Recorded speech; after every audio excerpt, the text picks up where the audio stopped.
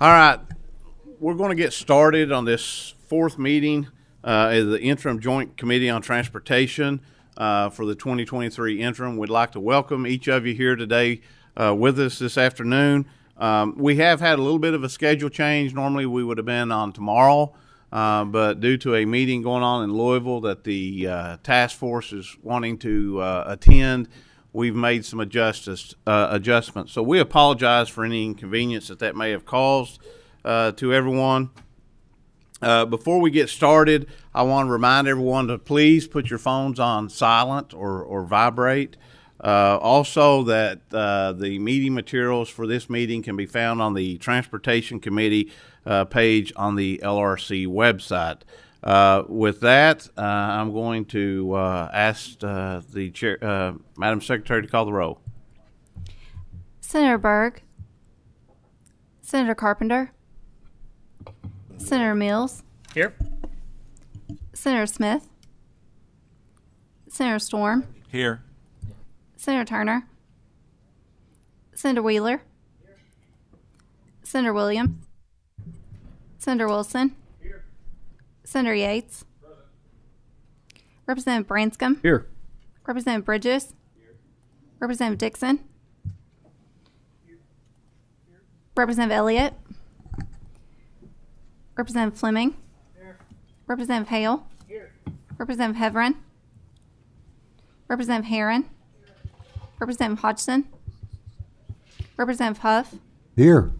Representative Imes, here, Representative Lewis, Representative McCool, Here. Representative Neighbors, Here. Representative Palumbo, Here. Representative Roberts, Representative Smith, Representative Tackett Lafferty, Representative Thomas, Present. Representative Upchurch, Present. Representative Wesley, Here. Representative Williams, Co-Chair Higdon, Chairman Blanton. Present. We do have a quorum, and we are able to move forward now and conduct our business. First order of business is we'll need a motion to approve the minutes from the August meeting. Motion, Representative Fleming, second over here by someone on my left. Who was that? Senator Wheeler. All those in favor? Aye. Opposed? Minutes are approved. Before we get started with our first presenter today, we have someone on our staff that I'd like to recognize for their accomplishment. They do an outstanding job for us on our Transportation Committee, but they do a lot of work outside of just here in Frankfort on our committee. They're also very involved at the national level in transportation issues as well. At the this summer's NCSL conference meeting, John Snyder was named the staff vice chair for transportation for the whole thing. Which means next year when NCSL is in Louisville, he will be the chair. He will be the top dog. So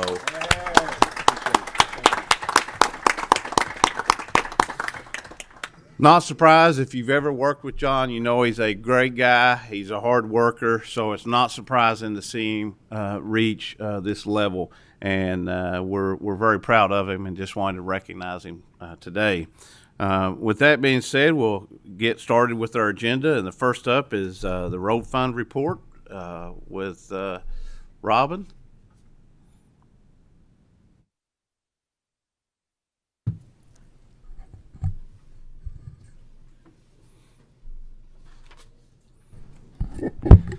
Mr. Chairman, if I may, and members of the committee, Mike Hancock, I'm the Deputy Secretary for the Transportation Cabinet, and Secretary Gray was intending to come today and to do what I'm about to do, so I'm pinch hitting for him.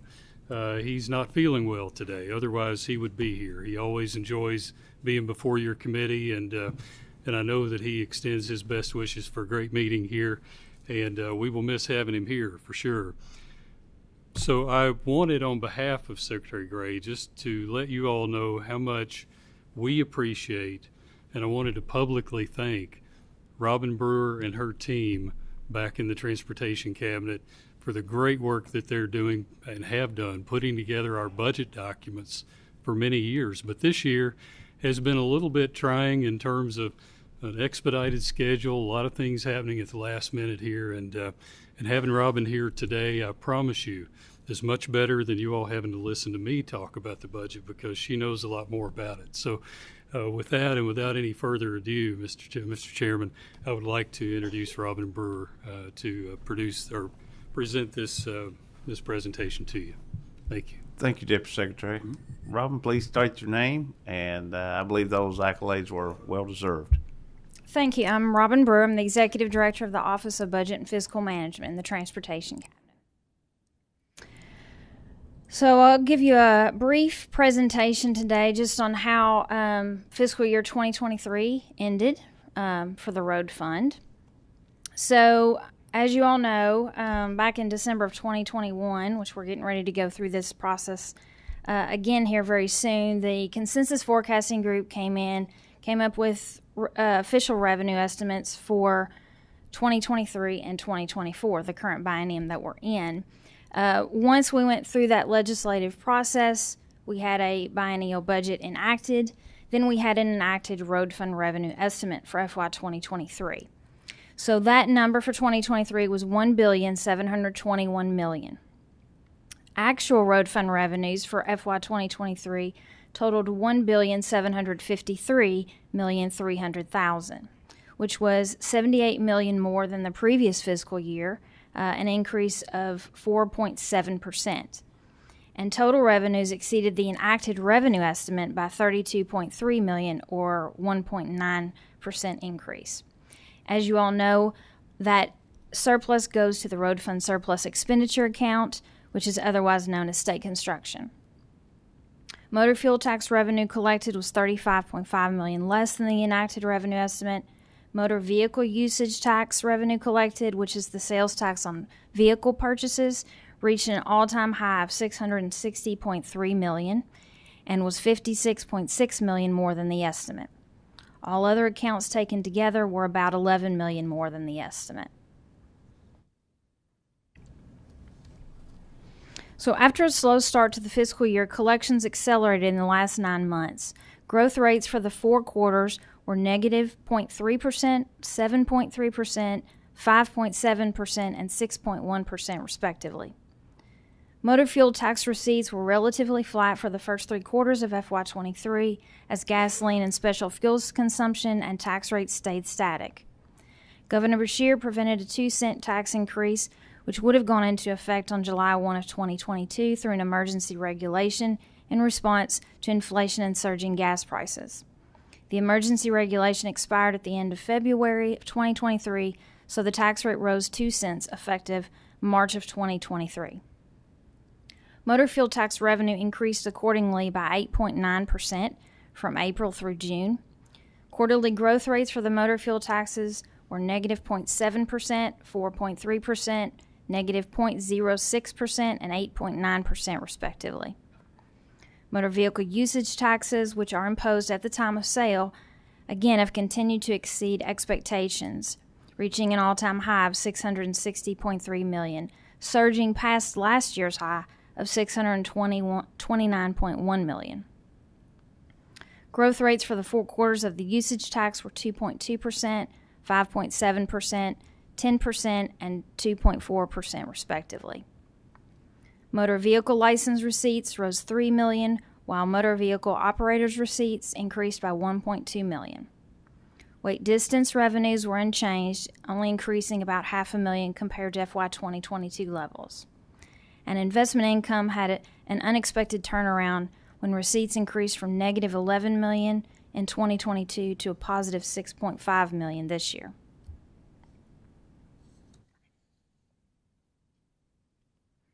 So comparing actual road fund revenues for 2023 to 2022, again, total 23 receipts were $78 million more than FY 2022 levels.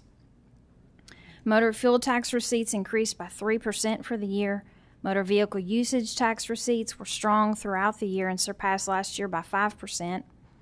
Fourth quarter road fund receipts reached an all-time high of $482.1 million.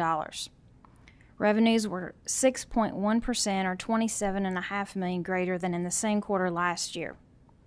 6 of the 7 major categories exceeded prior year receipts. Motor fuel tax receipts increased 8.9% or $17.6 million during the fourth quarter, primarily due to the increase in the tax rate. Receipts were $215.7 million compared to $198 million collected during the fourth quarter last fiscal year. Motor vehicle usage tax receipts totaled $172.4 million for the quarter and were 2.4% or $4.1 million more than the same period last year.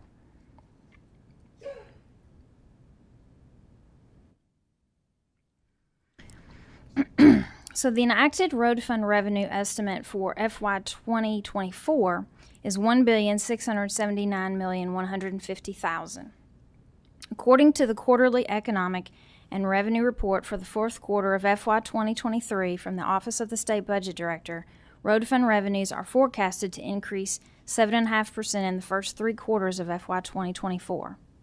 Motor fuel taxes will continue to be the main driver of revenue growth during this time frame. Motor fuel tax receipts are expected to rise 15.2% in the first 9 months of FY 2024 due to a large increase in the tax rate. With the gas tax rate freeze not extended through the remainder of FY 2023, the tax rate rose 2 cents effective March of 2023. In addition to that, based on the average wholesale price of gasoline in FY 2023, the tax rate in 24 has increased an additional 2.1 cents per gallon over the rate in effect at the end of FY 23. Therefore, the 24 motor fuel tax rate is 4.1 cents per gallon higher than it was in FY 23 for the first 3 quarters of the year. Motor vehicle usage tax revenues are forecasted to decline about 0.4% over the first 3 quarters of FY 24 as spending on new light vehicles retreats from an all-time high. Collections in this account have been very strong for the last several years, with collections reaching all-time highs in each of the past 3 years. Growth in motor vehicle license fees is expected to slow from 2.5% in 23 to 0.9% in the first 3 quarters of 24. Weight distance taxes, on the other hand, are expected to fall about 0.6% after going about 0.6% in the prior year. Motor vehicle operators' license revenues are forecasted to rise 1.9%, and investment income collections are projected to be about $12.1 million. And that concludes my presentation. Thank you, Robin. It's always good to know that we've got more revenues coming in when it comes to transportation, right? Mm-hmm. That means more work that we can do and be able to maintaining our roadways and the new projects that's going on. I do have a question concerning, and I know this comes from the budget director's office, but there's talk in a decline in the motor vehicle license. Are they projecting that? I mean, the license, is that the tax on the license, or is that the fee for the license plates? The motor vehicle license? Yes. I believe that's the registration. And just the registration part, not the taxes that's paid on that. Is that correct? That I don't know the answer to. Because when you pay, when you get your bill and you register, right, there's a portion that's for the registration, and correct, the other is the taxes. Right. So you don't know if that's collective or just the portion for the No, the I do itself. not. Okay, very good. Representative Smith. Thank you, Mr. Chairman. In last few weeks, I've been reading about the EV, how some of these states are going to tackle the loss of revenue on these electric vehicles. I haven't seen any solutions. Does the cabinet have a solution for the future on how to derive road funds off of these electric vehicles? Representative Smith, we at this point, we're looking at all things EV and trying to figure out how that's going to play out, crystal ball gazing, if you will. but we do not have a plan per se at this point. Follow up, Mr. Chairman. Could we ask the cabinet to come with a proposal for our subcommittee on transportation so we can address it before the session? Is there some way you can come up with a formula that you can recommend to the legislators on what this number needs to be, or give us some sort of a starting point instead of it just being one person having one idea, another one having an idea? Could you come with, you have the ability to look at other states and look at their transportation cabinets, more so than myself, and maybe come up with a game plan, some kind of a recommendation that you'd give the legislators. I'm a proponent of a gas tax. I have been. I'm on public record co-sponsoring one. This morning I filled up in Corbin. I noticed the diesel was 40 cents difference across the street. We have a fluctuating prices today, but we don't have fluctuating income, a solid base to go off of. And in closing, I hear things, and maybe I'm not as educated in it as I need to be, but that our road fund is not increased enough over the last 10 years to keep up with the demand of roads. We've seen a depletion in our roads. And I know it's all in dollars. You'd be blacktopping everything if you could. But that's another thing. If you could get prepared for us, maybe a 10-year model on where we were and where we're at, so we can at least have an argument on where we need to go.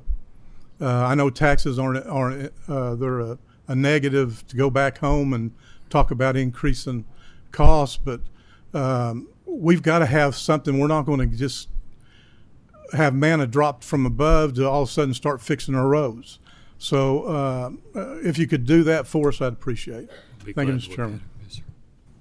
And I would remind the committee, we passed legislation, I believe, last year that begins in January of 24, that electric vehicles, when they go to register their vehicles, that they will be charged $120 for an electric vehicle, and if my memory serves me right, $60 if it's a hybrid vehicle, to help cover. Now, I guess the one question I've got to clarify is whether that money goes into the road fund or it's going into the general fund. Chairman Higdon says it does go into the road fund, so we do have at least some fee there. I'm not sure that it's high enough, but we do have something that recovers some usage fees from our electric vehicles beginning January 24. Next will be Chairman Higdon. Thank you, Mr. Chairman.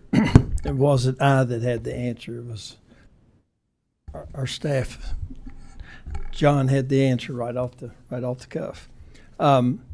Also on the EV, might mention also that we have a 3 cent for charging stations, a 3 cent per kilowatt hour tax, and to capture those folks traveling through Kentucky that had to stop and charge their car. And we have a lot of, with our interstates, we have a lot of out-of-staters helping us on our maintain our roads, which they should. They're using them too. So that's good to know. And Robin, I thank you for your report. It's always good to hear from you. Am I correct that the increase in the gas tax is the first one we've had since 2014? Yes. Then that's my math. That's almost 10 years. A lot's changed in 10 years. I'm sure we can't do blacktop. Blacktop is a little more expensive now than it was in 2014. So anyway, with that said, thank you for that. And it's I guess surprising that the motor vehicle usage is as strong as it is. So just want to make that comment. And again, thank you, Robin, for the Mike. I got a question for you, if you don't mind, Mr. Chairman. Can I? Good.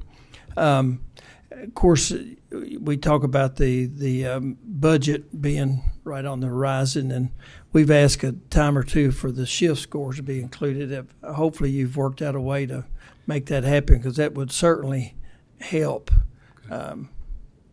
Not only us, the General Assembly, but it would help the cabinet too as you do your plan.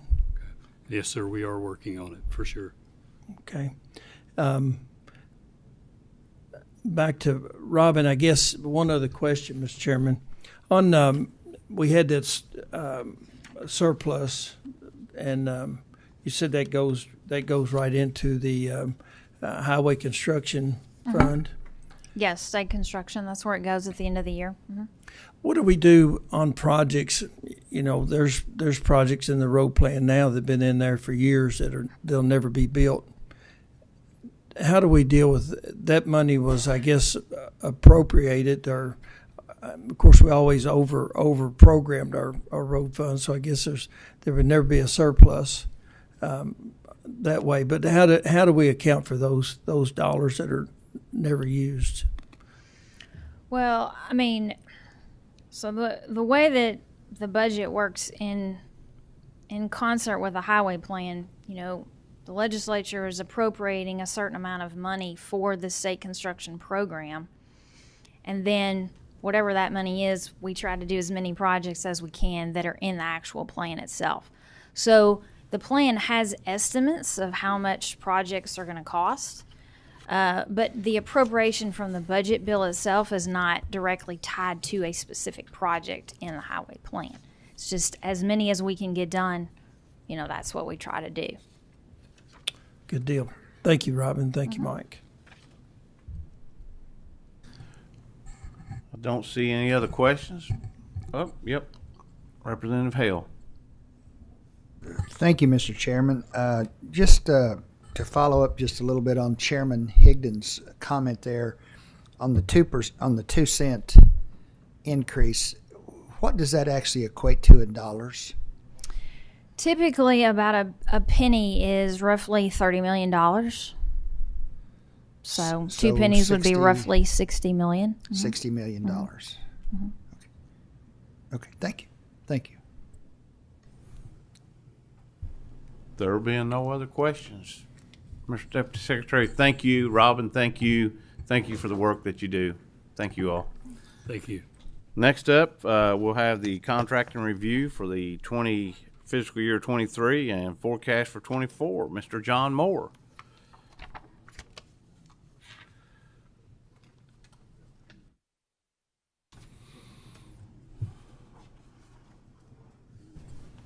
Gentlemen, welcome, and glad to have you all back in front of the committee again today. And if you just please state your name for the record, and you may begin. John Moore, Deputy State Highway Engineer. And Jason Sawala, Deputy State Highway Engineer as well. So thank you so much, Chairman Blanton and Co-Chair Higdon, for having us here to speak at the committee today about the contracting review for fiscal year 23 and forecast for fiscal year 24. We appreciate the opportunity to come and speak to the committee today about our highway programs, obviously something that's very important at the Transportation Cabinet. The last 2 years have been robust for highway improvements across the Commonwealth. In addition to numerous needs which have been addressed through staff-conducted maintenance, operations, and contracts via on-call services, KYTC has delivered 1,171 projects totaling $1.98 billion. For each project receiving bids, KYTC produces an independent construction cost estimate during the advertisement period, which is called the engineer's estimate. For projects awarded during this time frame, the corresponding engineer's estimate were totaled to be about $2.02 billion. Included in this total are 695 asphalt projects awarded for $403 million, with a corresponding engineer's estimate of $420 million.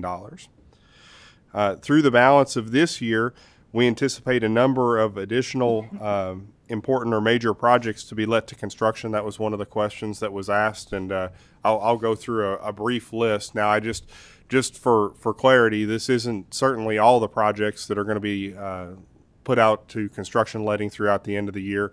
but we were asked for major projects, and so I'm gonna go through a list here if that's okay with you, Mr. Chairman. So the first project on that list is Laurel County. In your highway plan, that would be 11-185, improve safety, access management, and reduce congestion on US 25E in Laurel County from the Knox-Laurel County line to Kentucky 770. The next project on our list will be a Henry County I-71 5-22099, address condition of I-71 from mile point 28.17 to mile point 37.183. The next project is Kenton County 6-20037. It's an I-75 project. Address condition of I-275 from mile point 77.579 to mile point 82.475. Pike County 12-263.69, US 460, Pikeville to Virginia State Line, US 460 / Kentucky 80 from the Kentucky 195 to Dunleary Hollow, and that's surfacing, for those of you who've been following that project along through the years, surfacing for Section 6A and 6B.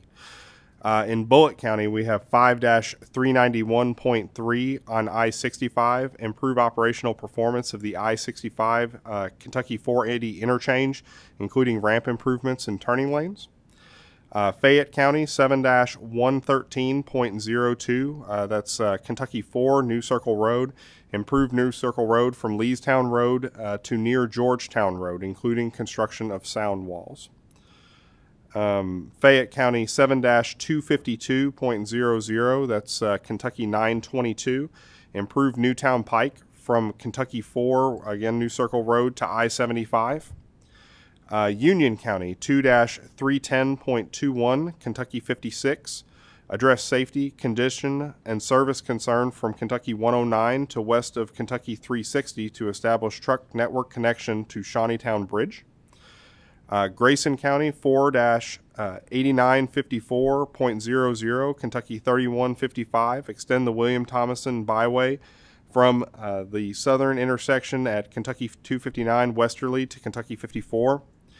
Kenton County 6-162.3, Kentucky 536, improve safety and reduce congestion on Kentucky 536 from Kentucky 1303 to Williamswood Road / Calvary Drive, which is priority section 2 of the 162 series projects, and noted that the design phase was under the parent for that project.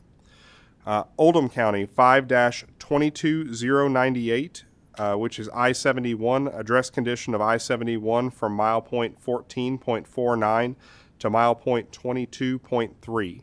So we have, a smattering of projects there that are, doing asset management on existing routes, creating new routes, adding capacity, addressing safety, and those types of things. And so that's just some of the highlights for major projects that we are anticipating throughout the end of the year. I would just say that, as with anything that's in the future, there are still steps to be taken to get all of those out into the construction letting, and so that timing may need to be adjusted in the future depending on what happens. Beyond this calendar year, KYTC anticipates a similar number of projects. I mentioned earlier 1,171 over the past couple years, so approximately 600 projects per year, and a similar total for those projects as in years past, approximately $1 billion as far as construction letting, gazing into our crystal ball. But obviously that has a lot to do with not only conditions and things like that, but also things in the highway plan and those types of things in the budget for next year that Robin just discussed. So again, I want to thank our co-chairs for having us up here today, and happy to take any questions if you have any. Representative Blanton. Thank you, Jason. I'm going to defer to Chairman Higdon to begin the questioning. Okay. Thank you, Mr. Chairman, and thank you all for being here. Could you give us an update on our mega projects? We understand the BSB, the Ben Spence Bridge. We've received our federal grant for that, and that's proceeding. But you might give us an update on that, and also our other two mega projects that the I-69 bridges and the Mountain Parkway, and I guess we've applied for grants for those other projects. The status on that, please, if you don't mind. Sure. So obviously, as you mentioned, we were the recipient between us and Ohio of a little over $1.6 billion in federal grants for the Brent Spence Bridge Corridor Companion Bridge project. And that's, we've gone through and we're working through procurement and early contracting and those types of things as we, continue throughout the year here.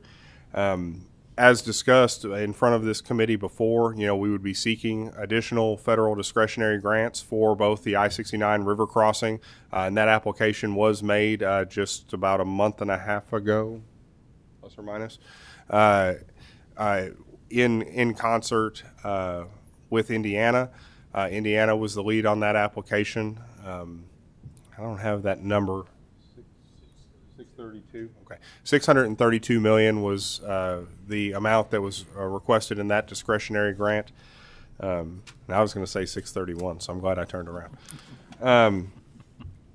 And on the Mountain Parkway, as had been discussed in front of the committee, we were looking and seeking federal grants for being able to complete the Mountain Parkway and to supplement funding that's available through the highway plan. And that was submitted here in just the last few weeks as promised by the Transportation Cabinet. So as those go throughout that discretionary process, we'll be able to update more as USDOT makes their decisions on those projects.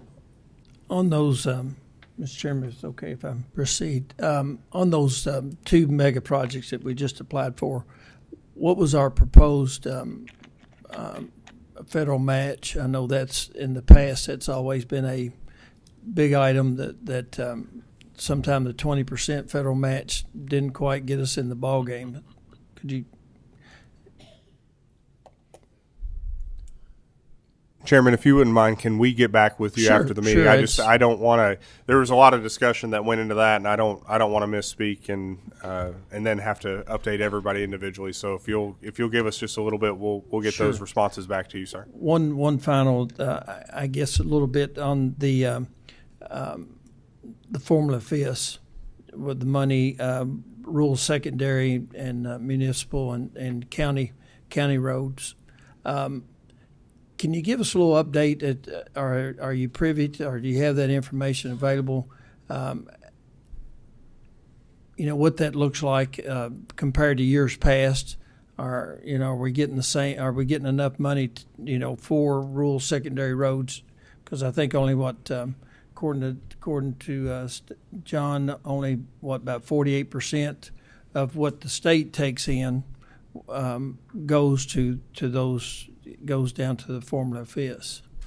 I think that our Commissioner of Rural and Secondary Roads, Bobby Joe Lewis, would be better suited to answer that question. And I apologize. I don't have those facts and figures in front of me. So if you'll give us a little bit of time, we'll be happy to respond to that. Okay. Apologies. That's okay. Thank you, Mr. Chairman. Thank you. And that information that you're going to send, if you'll just send it to John Snyder, he'll get it out to all the committee to make sure. One question dealing with not mega projects, but just resurfacing. Let's talk briefly about that before we move on. I know we have some other agendas, but so that the committee knows and is aware, we generally, correct me if I'm wrong, but my understanding, we tended in times past to fund about 800 miles worth of resurfacing per year, plus or minus a little bit. But with the cost of blacktop and things the way they are now, we're down to probably less than 500 miles per year. Is that an accurate statement? Not done the math on that exactly, but I wouldn't stand up and oppose that, because that's about where we're trending, is in the downward direction. So I bring that up because I'd like some information to where we look at, quite frankly, when we begin to break 800 miles down, we're still looking at probably close to a 20-year rotation on roadways in Kentucky. what it's going to take to get us back on track to where we are. Because I get probably as many calls on bad roadways. When I go drive them, they're legitimate, and there's a lot of breakage, and I did a lot of driving over through Morgan and Elliott County this weekend, and roads and they're just in need of resurfacing, and we aren't putting the funding there. And I'd really like to know what it's going to take, and let's get started in the right direction to get back to funding these to make sure that we're maintaining the roads that's there. It's not your all's fault. If the funding's not there, you can't do it. You're spending what you got and doing the best you can, but let's help you guys have the funding to do what needs to be done. I would mention our recently updated asset management plan, which is on our website, and we'd be happy to send a copy of that to the committee.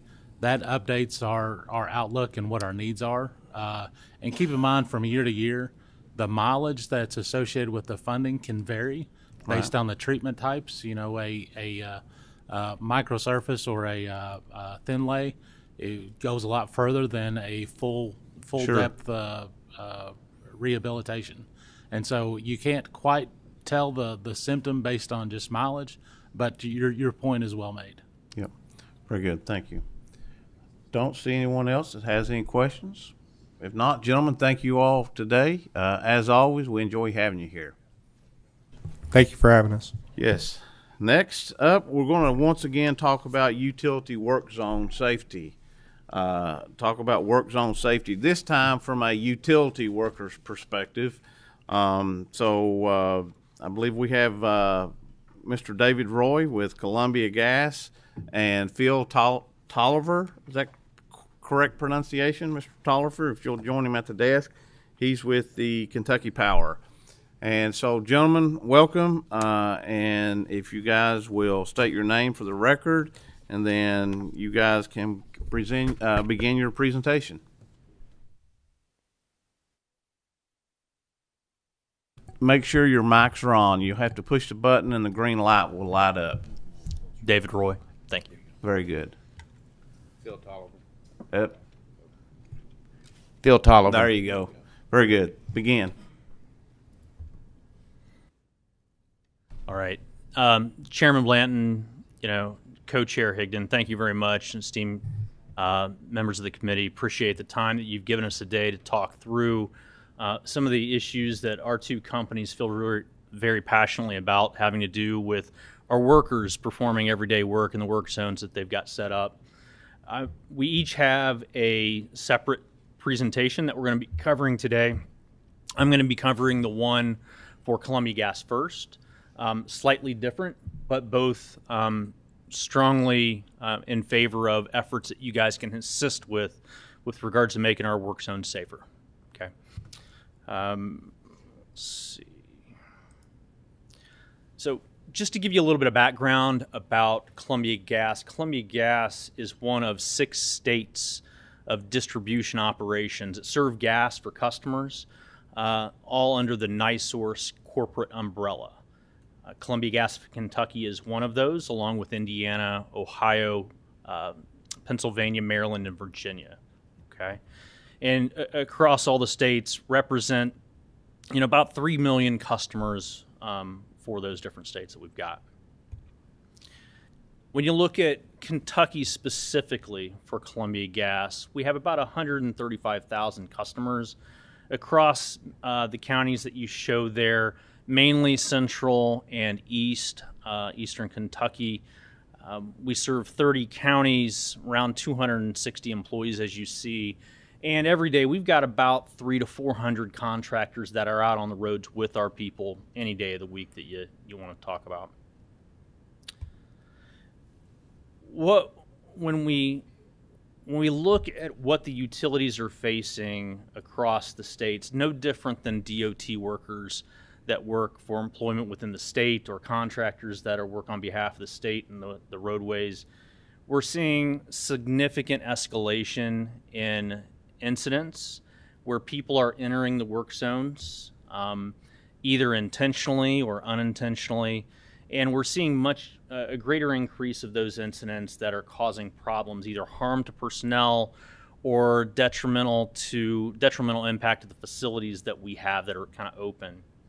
In fact, when you really look across all of the states for NiSource, in the last 5 years, we've seen a 260% increase in incidents where people have entered work zones intentionally.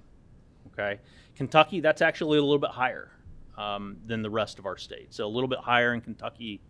And the top few items that you see up there, for the reasons, this is what we can tell, because the ones that are impatient, they typically keep on going. They cause some destruction, some chaos, and they normally keep moving. The ones that are inattentive drivers normally are actually hitting equipment, hitting people, falling into a ditch. Those are kind of stuck behind. And so we're able to understand what the rationale for why they did what they did was. So as you see, some of the biggest incidents: impatient, inattention, intoxication, medical events, and then some motorists are confused. We oftentimes have to do a really good job to make sure those are set up so they understand what we're doing. Okay, so what we're here to talk about is how to prevent injuries, incidents, and things like that with the people that are in that work. We may have showed that we've got 400 to 600 people out doing work every single day, but we are one utility of many that are out there on the Kentucky roadways doing work. We've got good, hardworking people that are just trying to do their jobs and trying to make sure that whatever work they have going on, whether it's water, electric, cable, natural gas, or anything else, that they're able to do that safely. Some of the things that we use as utilities to kind of help with those work zones, depending upon the location, you can see escalation in types of devices or protocol that we'll use to minimize the risk of those workers. You'll see a lot of cones and signage. That's the most common. You've got flaggers kind of after that. We do use from time to time some portable speed bumps in some states and rumble strips. Those can be effective. There are some challenges with them. We oftentimes use off-duty police officers in highly congested locations where we know that we've had examples of people neglecting the work zone setup. And then we'll use water barriers, other types of control barriers that are kind of bigger, bulkier, that are filled and kind of are weighted. Some of the more costly but effective devices that utilities also use: crash trucks with an attenuator. We actually deployed one in Pennsylvania recently on a site, and it saved a flagger's life. And then what that is that's a truck that has an apparatus on the back. It's got flashing signs, and if somebody crashes into that, it's made to absorb that energy, that crash, okay? And then some other things that are less common: automated flagger assist devices. These are more electronic flagging systems that are set up. And then some intrusion alarms. We can set up some intrusion alarms to let workers know downstream that somebody has entered that when they shouldn't have, and it can allow them to get out of the way a little bit quicker, okay? So those are a few of the things that we do utilize in our work zones. But when I spoke to some of our union members, our employees that are out there, they really wanted help with two things. First is harsher penalties for those that are intentionally disregarding those setups. They have a heavy frustration when they know who did it. They've gotten information. They've taken a picture of a license plate, right? And an officer shows up, and it's not the officer's fault, but they show up and they didn't witness, so that nothing can be done. That's very frustrating to a worker that's just trying to do their job.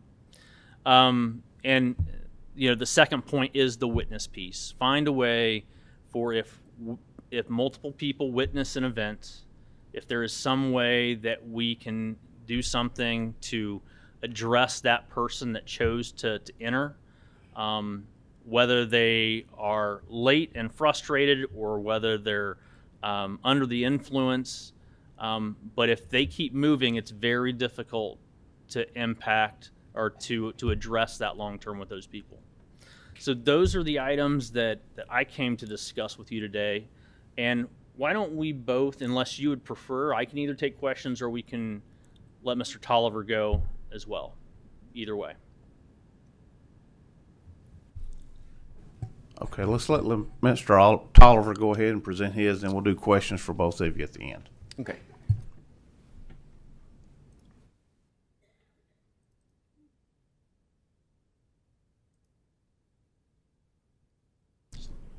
You good? Mm-hmm.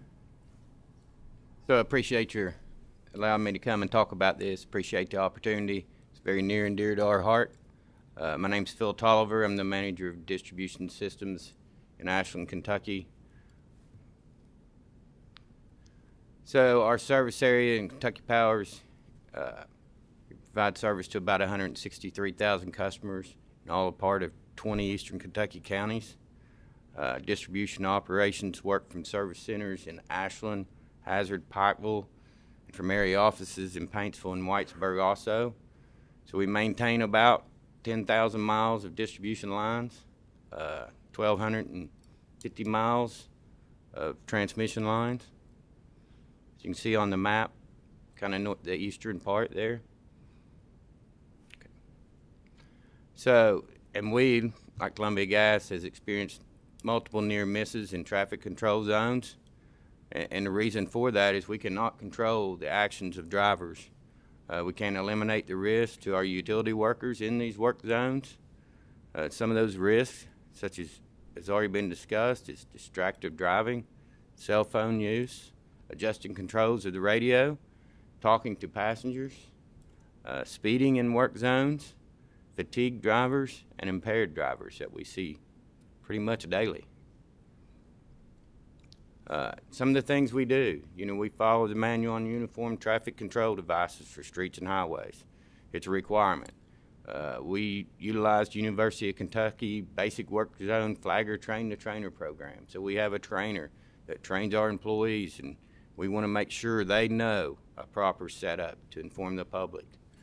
We utilize qualified business partners for our flagging services, area-wide traffic control, road safe traffic control, aspen tree service.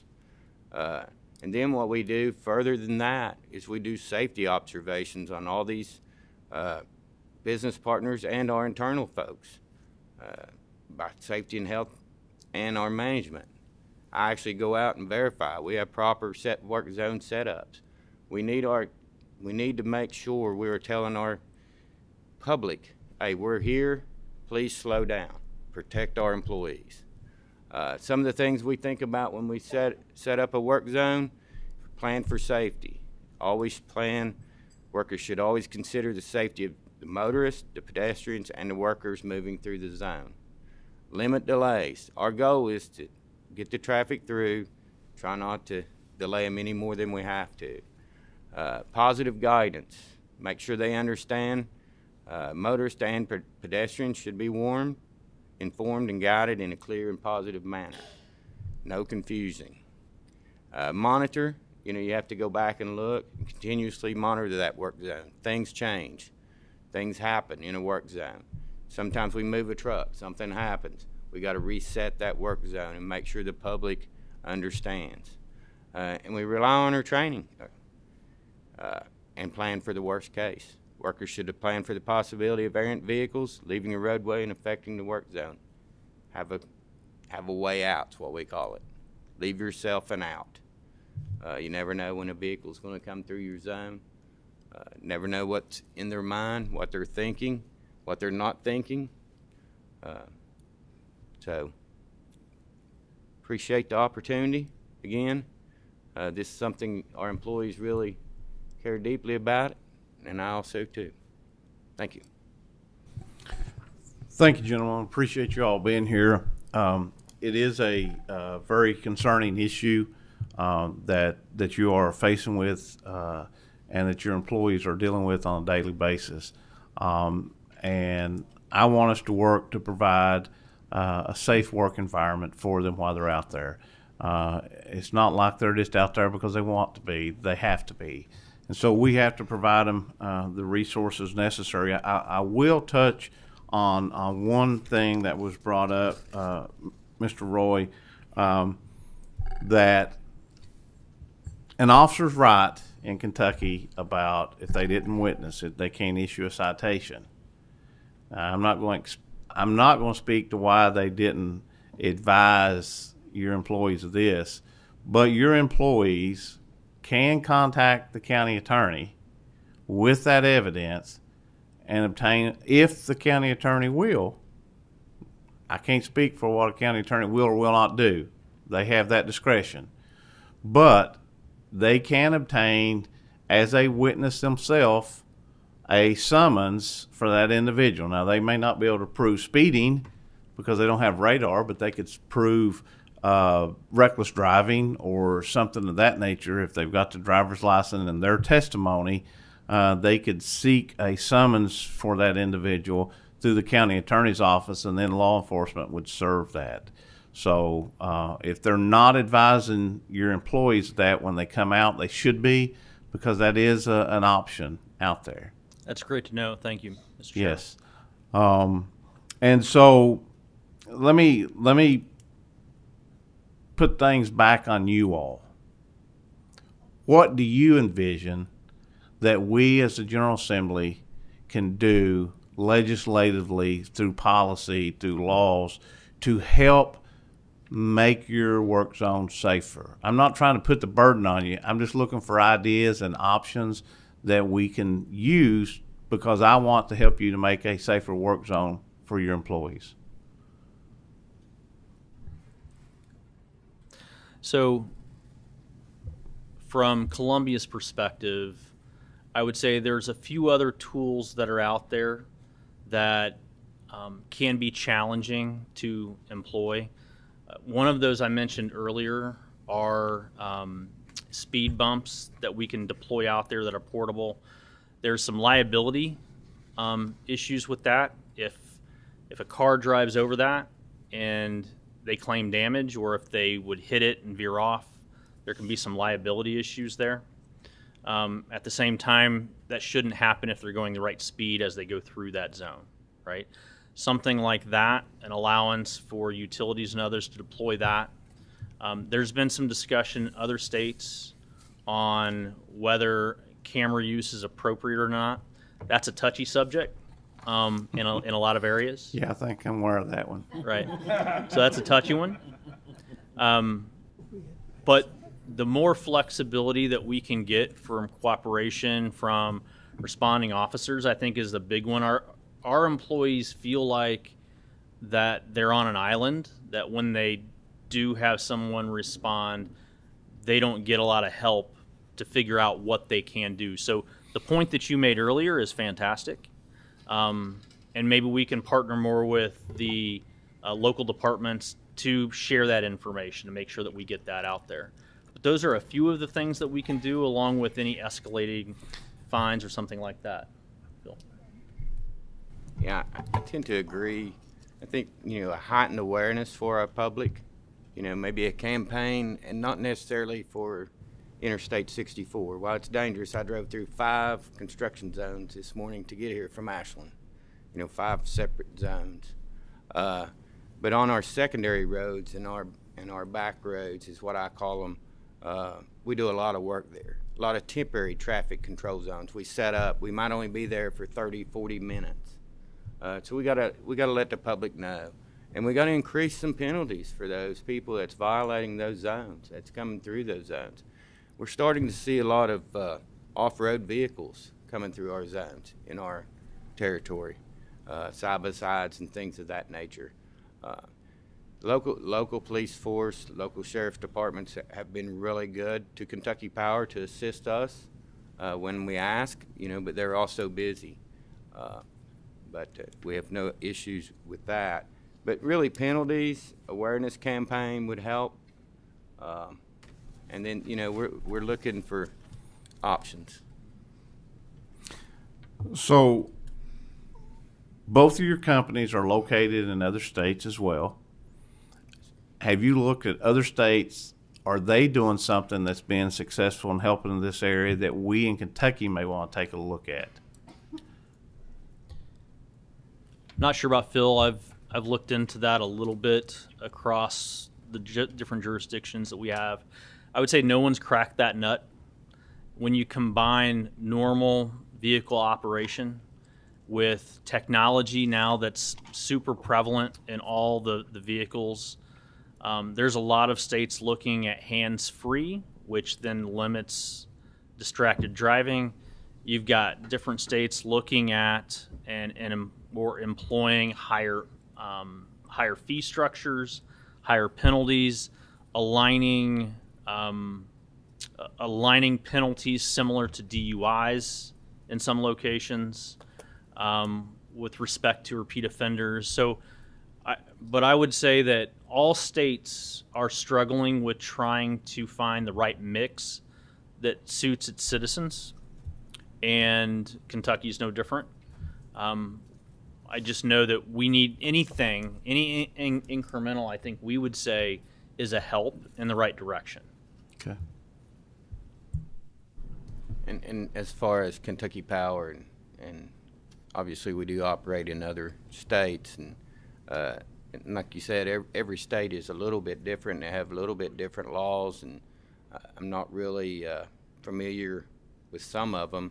Most of them follow the MUTCD, and that's kind of the standard. And if it's deployed properly and used properly, it's a good system for us for temporary traffic control. Okay. All right. Thank you. We do have some questions. Chairman Higdon. Thank you, Mr. Chairman.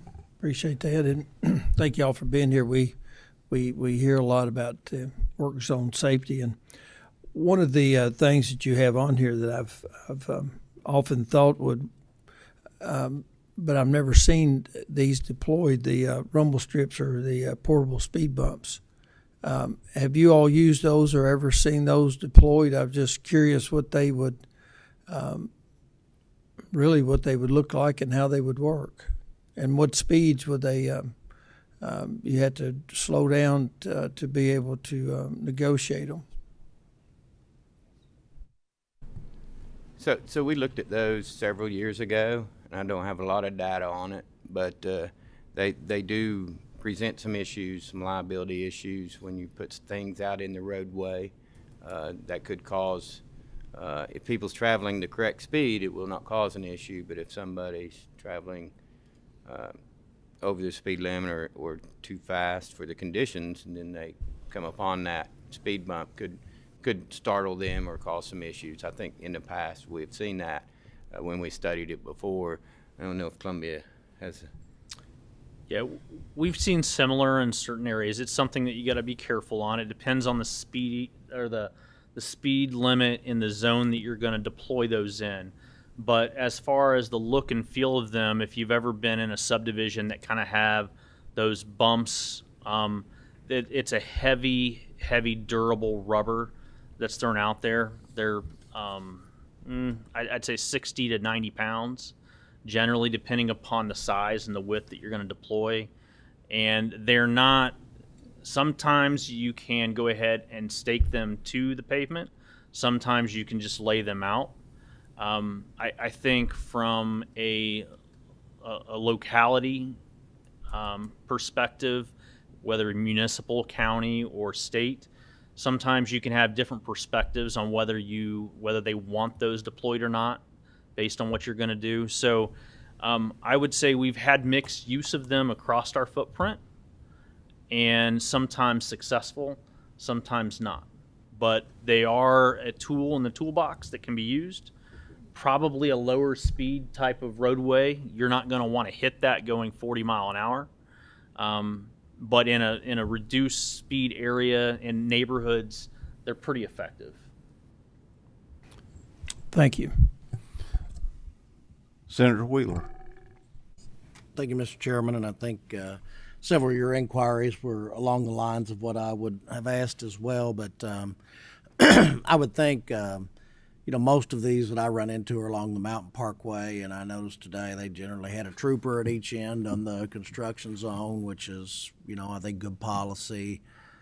Got their lights on to encourage people to slow down and the like.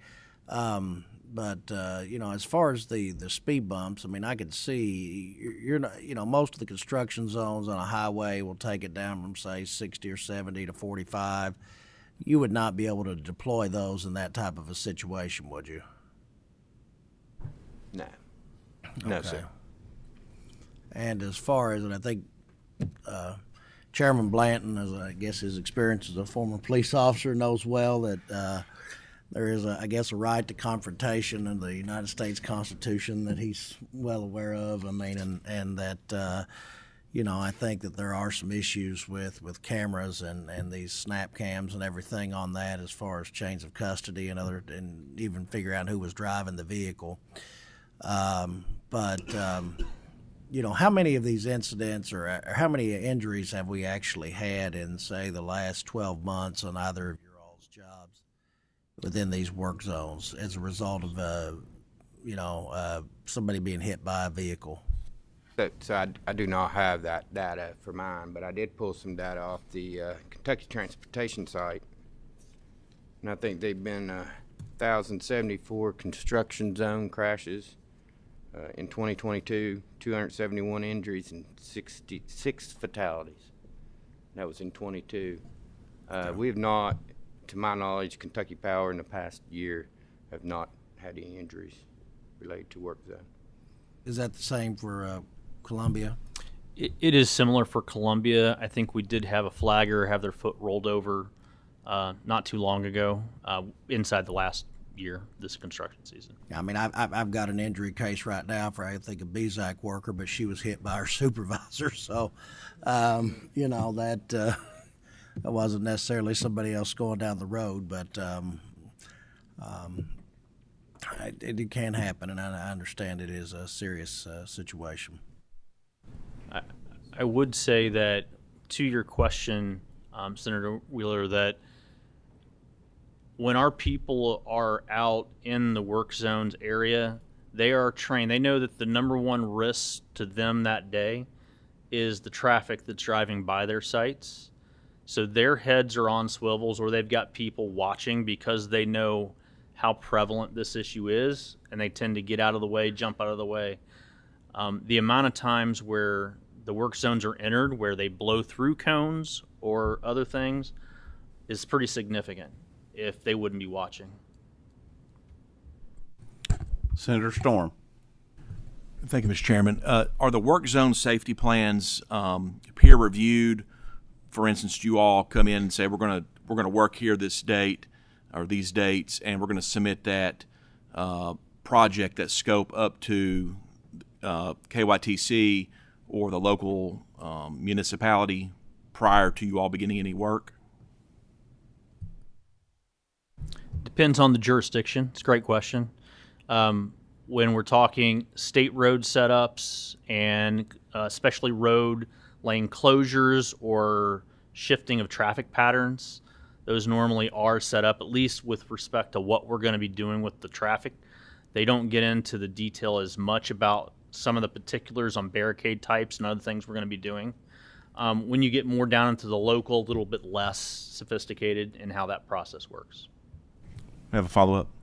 The reason I ask, I was recently out in western Kentucky, and I saw several places where they were doing road construction, and what I would call the merge ramps onto the highways or the interstates were stopped. There were like stop signs there, and I think some people, again, I think he mentioned public awareness. Some people may be coming through that intersection, may be thinking, "Hey, this is a merge." In fact, there's a stop sign, and I saw several potential instances there, and I was just curious if you all coordinate with the state on any of those kind of projects. Thank you, Mr. Chairman. So I just respond to that. On our larger projects, so there's two different types of work zone. There's temporary, and then there's a long-term, or there's short duration, long duration. So on those long duration, like when you're working on US 23 in my district, for instance, if you're doing a project along that, you have to file a plan with the highway department. traffic control plan and have that approved with your project. And that's how we address that. And then, of course, you have the short term, which is, you're just going to be there for an hour or two, and you're just setting up, and it falls under the temporary traffic control portion. May I have a follow-up to that then? You may. Are those shorter duration plans, are those submitted to anybody for peer review, law enforcement review, or anything of that nature, to your knowledge? No, not to my knowledge. Thank you.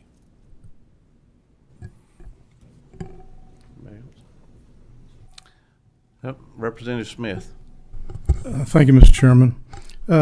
Real quick, is cameras something that you endorse?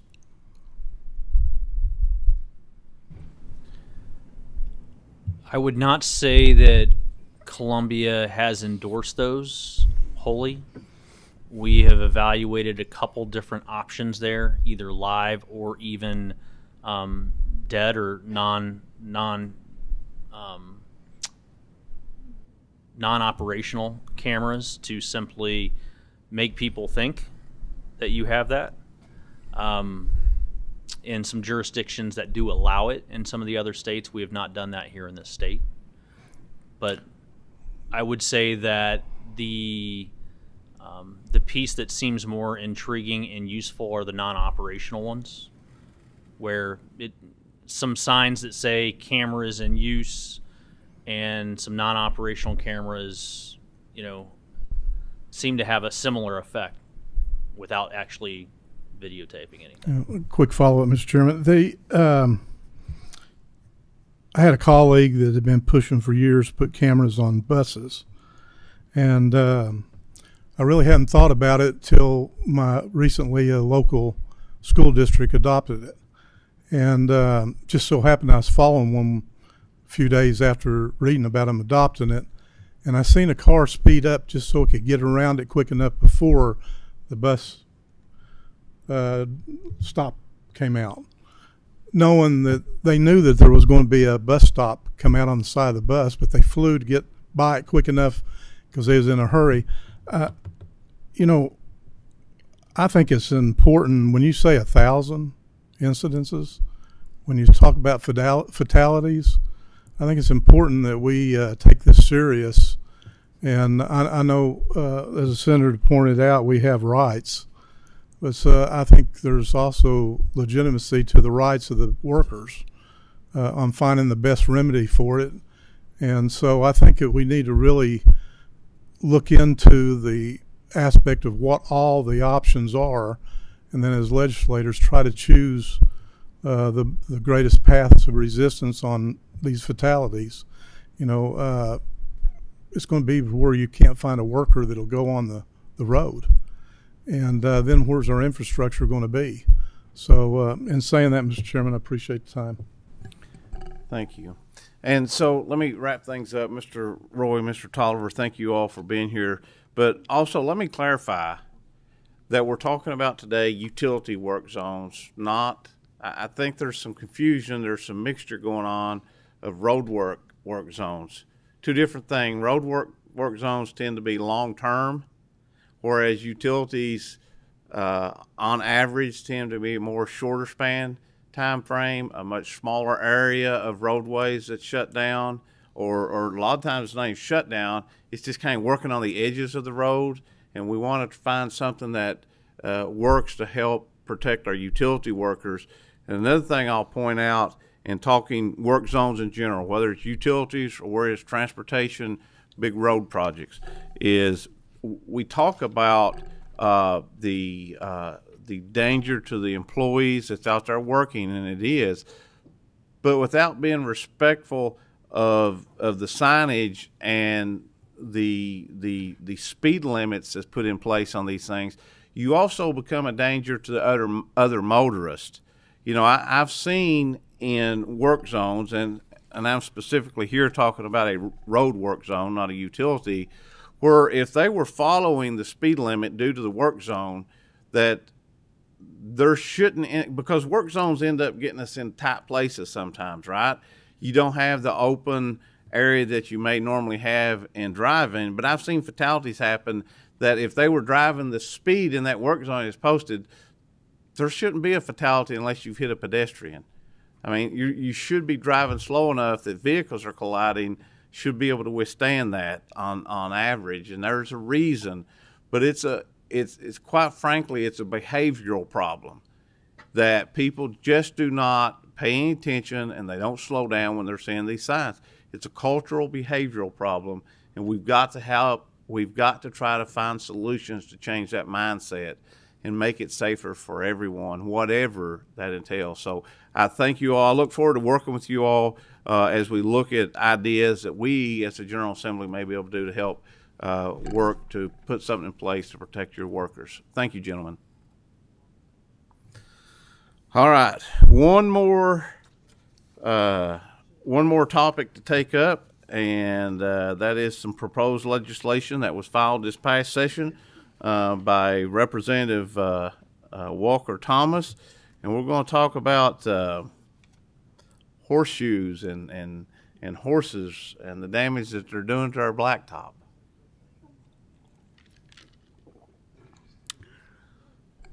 Representative Thomas, if you will please introduce yourself and your guest, you all have the floor. All right, I'm Representative Walker Thomas, represent the 8th District down in western Kentucky, parts of Trigg, Christian, and Caldwell County. So this has been kind of an issue there, but other parts of the state also. I'm going to give them a sec to introduce themselves, but I'm going to just kind of mention this was brought upon us a couple of years ago, actually right when I took office. A lot of these are doing a lot of damage to our roads, and we're going to tell you some facts and some of the other studies that other states have done. But today we're looking for y'all's input as much as you're getting knowledge from us too. We're going to go ahead and do a presentation, but we're looking for your impact of how we want to address this in the future. So with that, I'll let my two guests introduce themselves. Sure. Good to see everyone today. My name is Alana Baker Dunn. I am a Trigg County Magistrate representing the 5th District. And good afternoon. Honor for me to be here. My name is Jerry Gillum. I'm the Christian County Judge Executive in Christian County. So with that, we'll get started.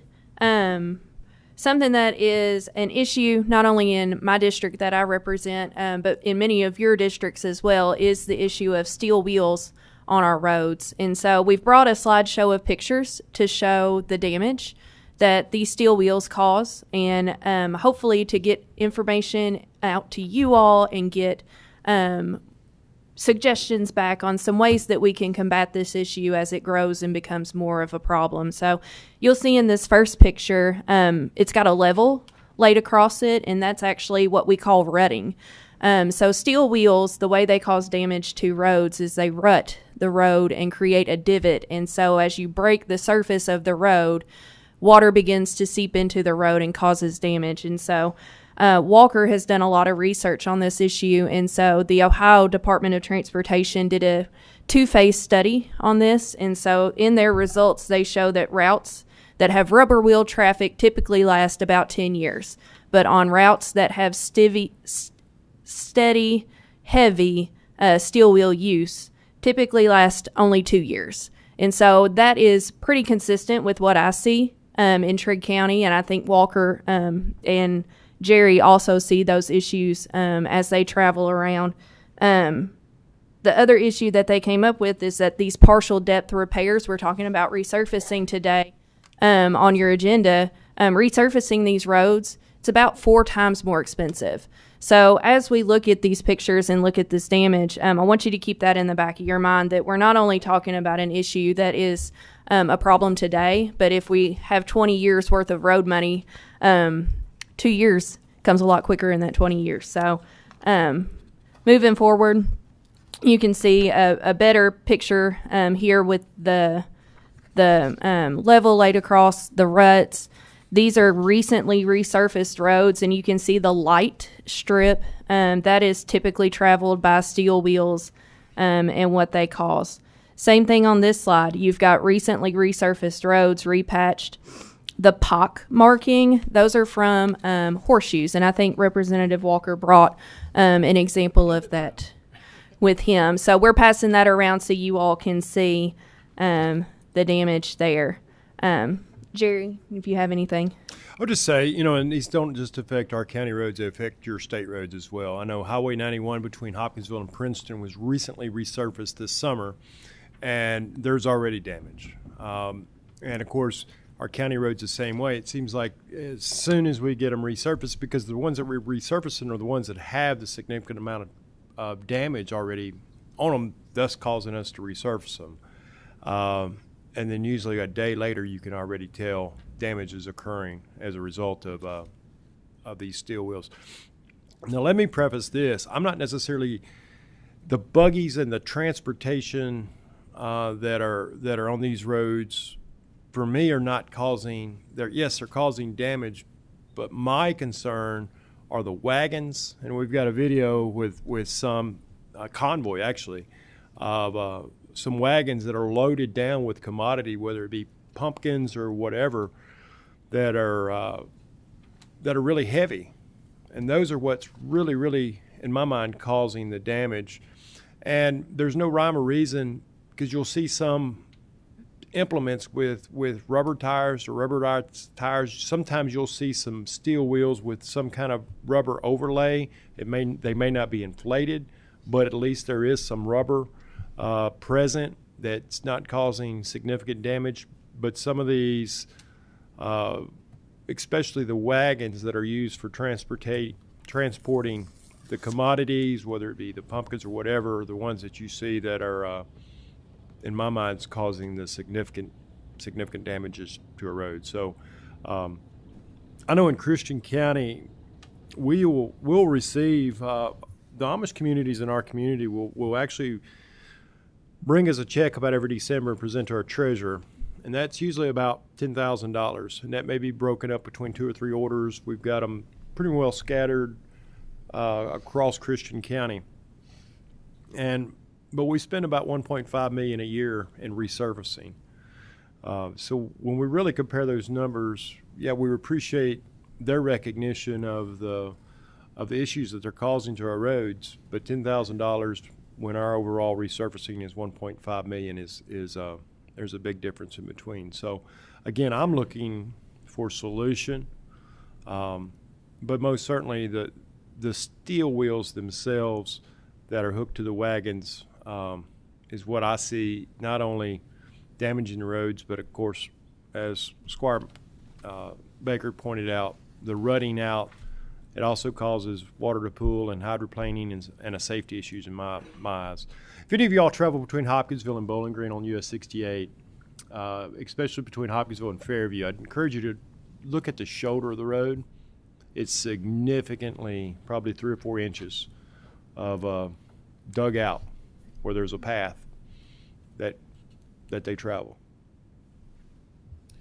That path is so predominant now that when I was coming back the other day, they're no longer traveling in the side medium anymore. They're traveling in the slow lane because it's so rough on them also. So this next one, sure. Yeah, the picture there says a lot. It says, please no horse buggy, use other drive, thank you. Please no steel wheels. That is someone in the Amish faith that just had his driveway paved. So, and then this next video is very telltale. You can see this cannot be legal to be pulling this many different things. So, and there are actually some pieces of equipment in that Dutch train or convoy that actually have rubber wheels on it.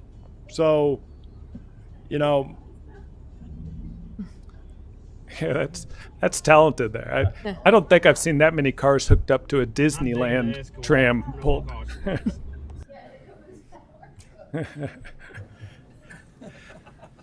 So one more video.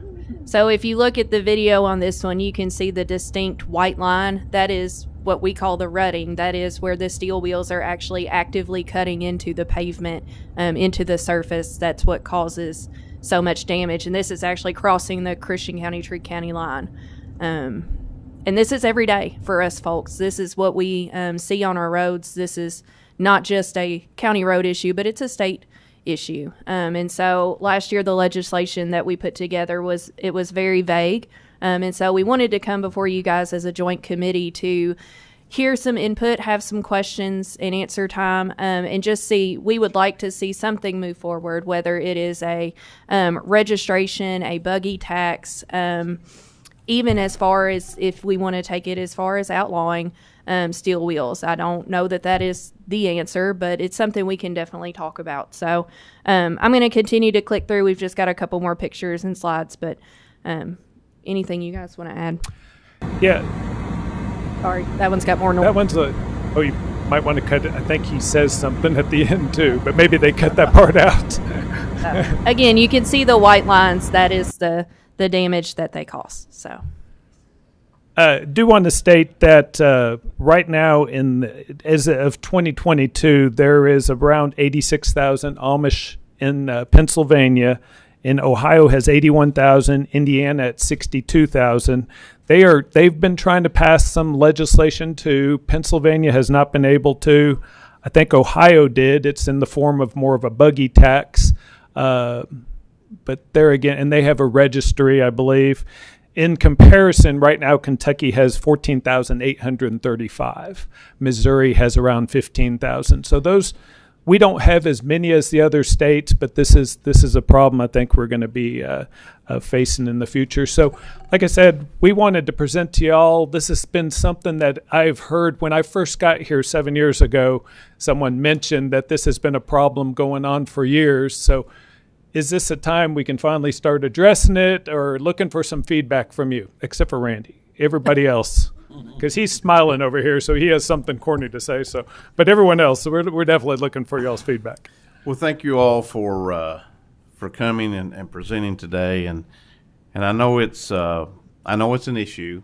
I'm not unfamiliar with your area. I spent some time living and working down in that area in my former life, so not unfamiliar with it. But I guess one question, and you may or may not know the answer to this: why are they using steel wheels? I mean, is it serving a purpose for them as far as their farming and those type things? I mean, steel wheels is like way decades, centuries outdated. And this might get to the religious aspect of it or so. It says the reasoning for using these wheels instead of modern rubber pneumatic tires to reduce the comfort and thus reduce the temptation to use farm equipment like a car.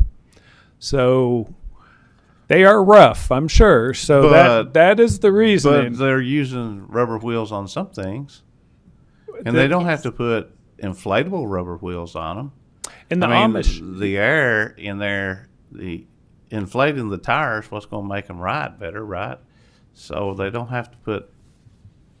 I mean, the tires on my Tedders are solid. They're not. They don't have air in them. So, Mr. Chairman, it sounds like what you'd like to do is the bill that we had last year, just requiring them to put rubber on their metal wheels. Yeah.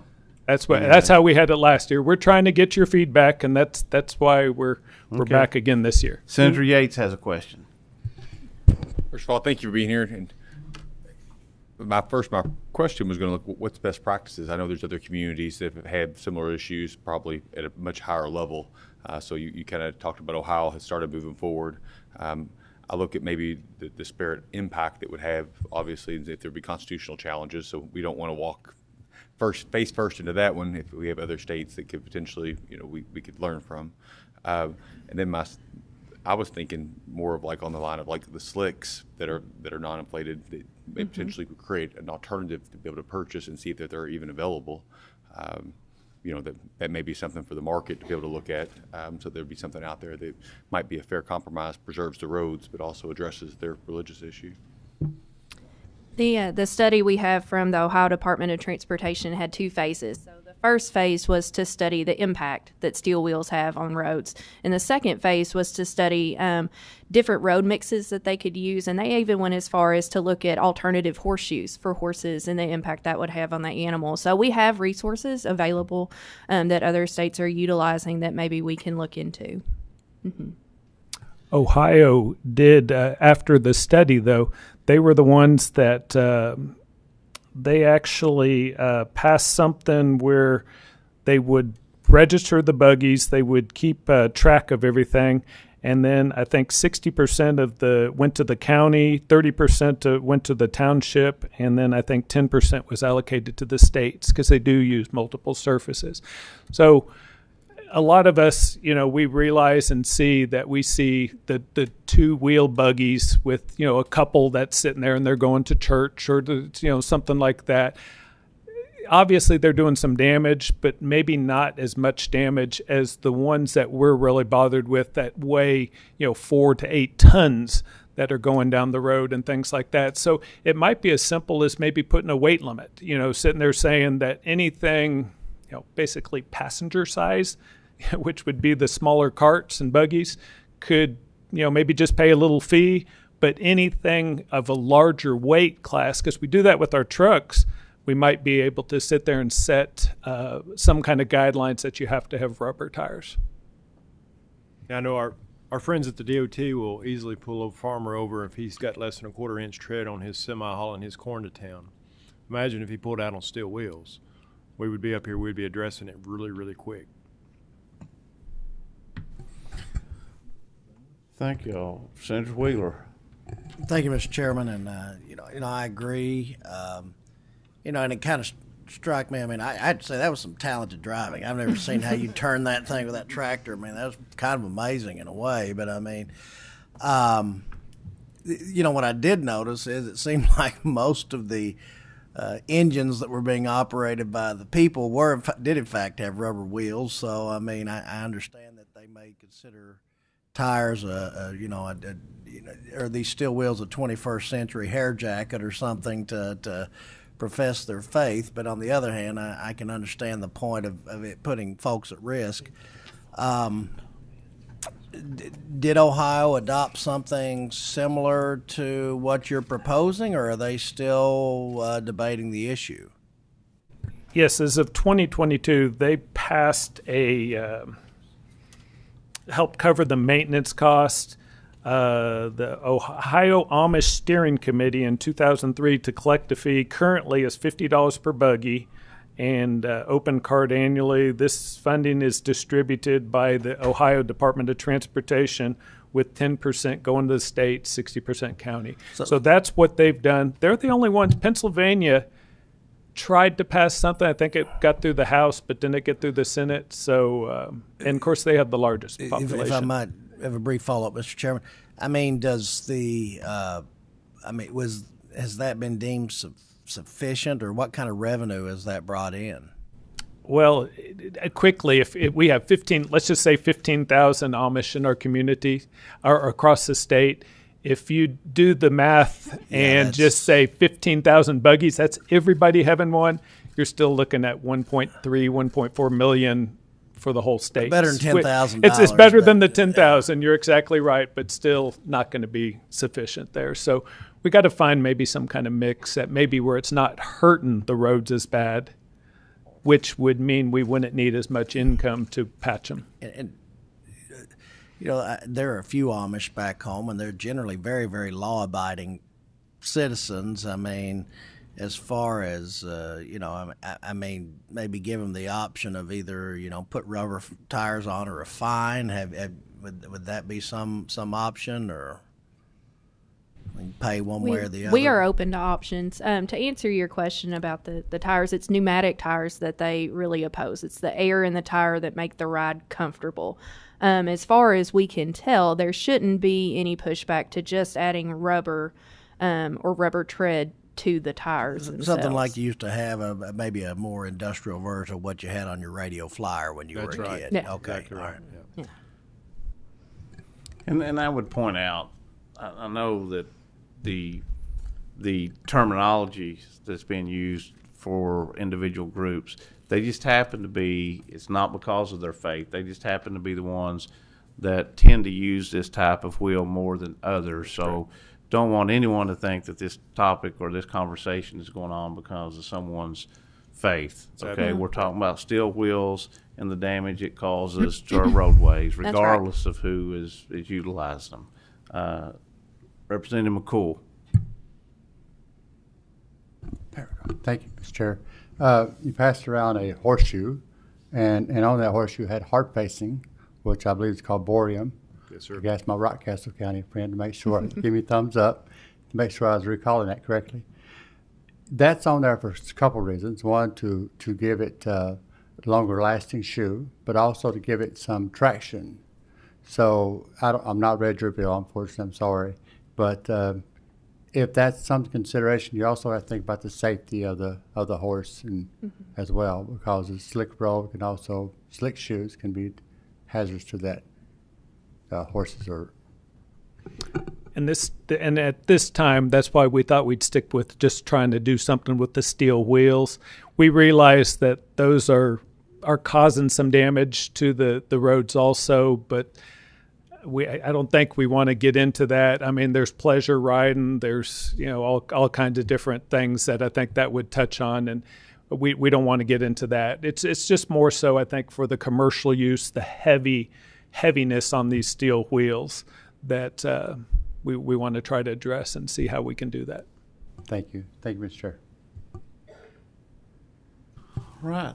Seeing no further questions, Mr. Chairman, just wanted to say, as of now, I don't think there's been any accidents of Amish buggies going through work zones or anything. So tying the two presentations together there. So. That's very good. Thank you. And Judge, Magistrate, thank you all for being here today. Appreciate your presentation. I think that wraps up our agenda for today.